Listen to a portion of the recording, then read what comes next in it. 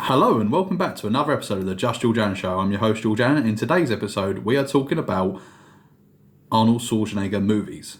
Now, Arnold Schwarzenegger's movies to me define the action genre of the 80s and 90s. Some of that is sci-fi, some of that is action, just pure out and out action movies. The type of movies I would at least say are like you get your popcorn, you get in front of your telly at home or in the theatre if they ever re-release these movies, which I think they should do more of and publicise it more as well with old movies coming back out. For example, if they're reaching their like 30th anniversary or 40th anniversary of release. They're the type of movies that you ain't got to really have your thought process, fully working. You can just watch it and enjoy it for what it is. Very far-fetched, great movies. And I thought today I'll just discuss a couple of them. Not massively go into detail in any of the movies. Obviously, I will highlight some of the ones that I personally think are like really good movies, and I think they're definitely worth a watch if you haven't watched them. But before we start, hope everyone is well.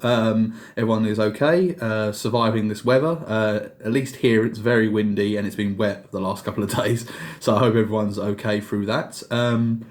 It's Friday at the time of recording, so I hope everyone's going to have a nice weekend. Big game of football for Arsenal this weekend against West Ham, so hopefully we can get the 3 points. But moving back to the topic of today. So the first movie that I remember watching of Arnold Schwarzenegger's was The Terminator. I think I've mentioned it before, probably I've mentioned it many times on this channel, but The Terminator to me is my favourite movie of all time. So if someone said, you've got to watch a movie right now, what are you picking? I'm picking The Terminator. I love it. It came out in 1984, stars Arnold Schwarzenegger, Linda Hamilton and Michael Biehn. It's a really good movie. It's a great sci-fi movie. If you haven't watched it, please go and watch it. And then watch its follow-on movie, Terminator 2: Judgment Day.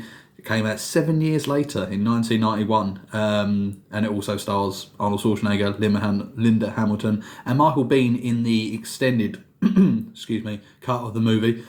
Excuse me again. So it's both of them are great movies. A lot of people debate, which movie's better between Terminator 1 and Terminator 2. Obviously, I've picked Terminator 1, but a lot of people will go with Terminator 2. It's a great debate to have. I think they're both quality movies. I'd put them at least 9 out of 10s, both of them. I think they're great. They don't go on for too long. It feels like the pacing's brilliant, the characters are brilliant, the story's brilliant, the action scenes are fantastic.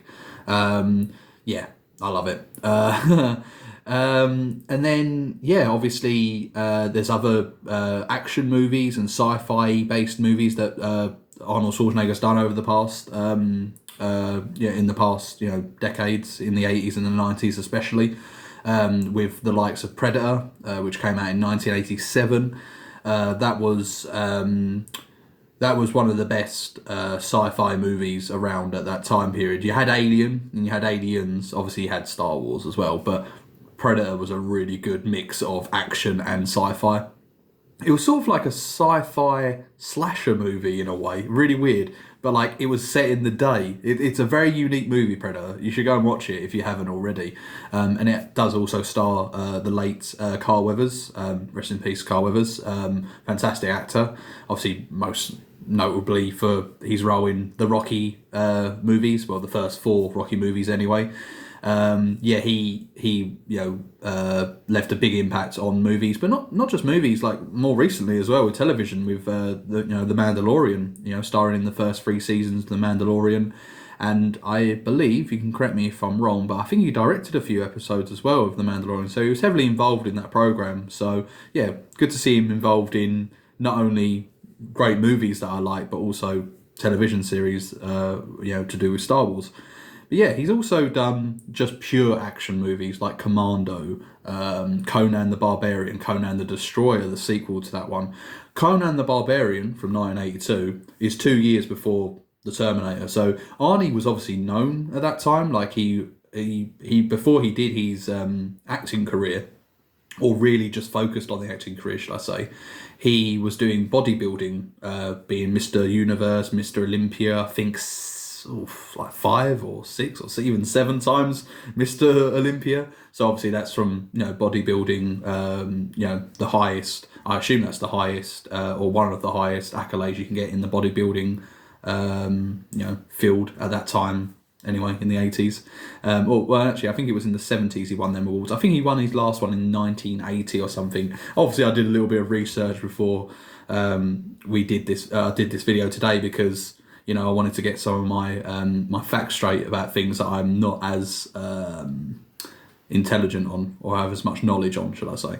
But yeah, he's done, like I say, Commando, Conan the Barbarian. But yeah, that movie, Conan the Barbarian, the 1982 one, and obviously its sequel, Conan the Destroyer, really put him in the, in the, let's say, in that movie territory of like, this guy's going to be a good movie star. And then obviously he does the Terminator, and that just bolstered him even more.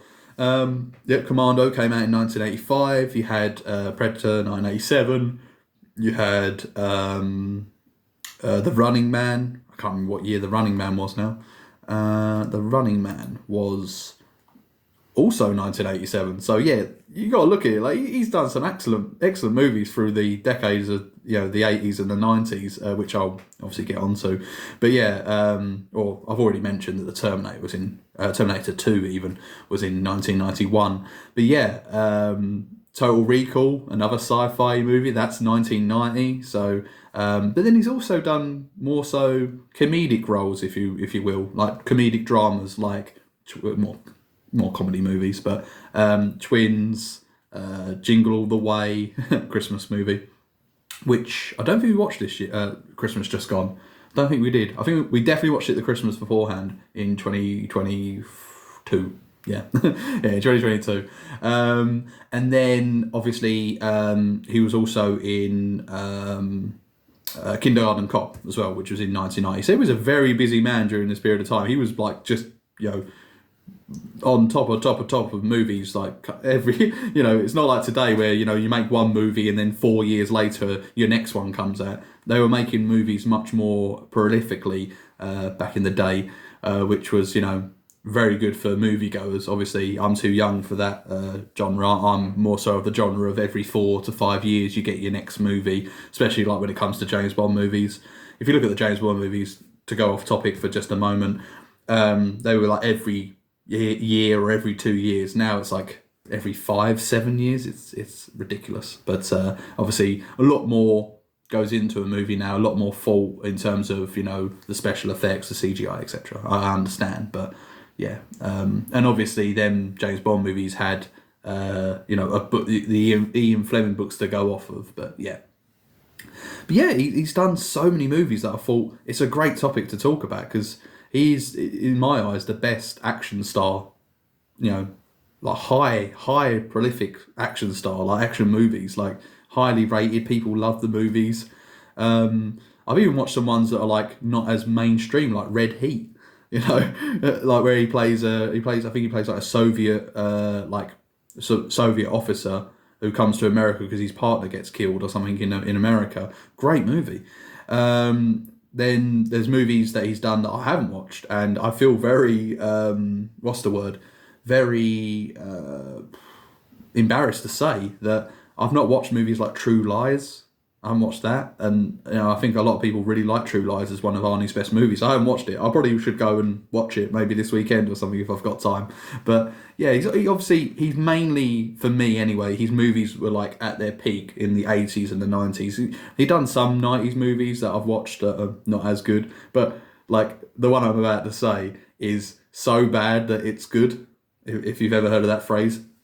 When a movie is like so, like, overall it just doesn't make any sense, but it's just a good watch, and that's Batman and Robin when he plays Mr. Freeze. Can't remember what his actual character name is in that, apart from Mr. Freeze. Is it Victor Freeze? Yeah, Victor Freeze. There we go. Knowledge up here. But yeah, he has been in some movies that are not as successful or as mainstream, but then some are mainstream but in my eyes aren't as successful, like the Expendables series that he's been in more recently, the follow-up Terminator movies like Genesis and Dark Fate. I think they're nowhere near as good as Terminator 1 and 2, but they're still okay movies to watch. Like I wouldn't advise not watching them if you're really a fan of the Terminator franchise, but just don't go into it thinking we've got another Terminator 1 or another Terminator 2 on our hands here, because you haven't.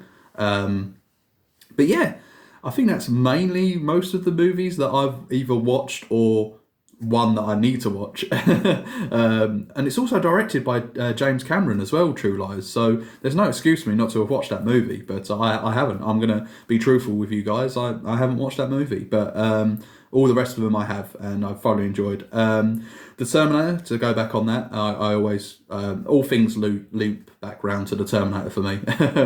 I watch that movie at least once a year. It's great. I love the soundtrack. I love everything about it. Brad Friedel's music. Oh, it's so good. And he also came back for Terminator 2 for the music as well. Obviously, James Cameron directed both movies. Fantastic. The way I would watch it is literally watch 1 and 2 straight after each other. Don't give it too much of a gap, because then you really experience it. And you see like sort of similarities yet differences with both movies as well. If you haven't seen them, then obviously I won't go into detail the differences between Terminator 1 and Terminator 2 in terms of Arnie's involvement in the movie. But yeah, it's a really good movie franchise to watch. Really good series of movies that Arnie's done, and I think Arnold Schwarzenegger, apart from obviously doing his movie career, he did the bodybuilding career. He was governor of California, I think, from 2003 to I can't remember what time. It might have not even been 2003. Let's have a little look quickly. Yeah, it was 2003 till 2011. So for 8 years, well, 7 and a bit years, he was the governor of California. It's amazing.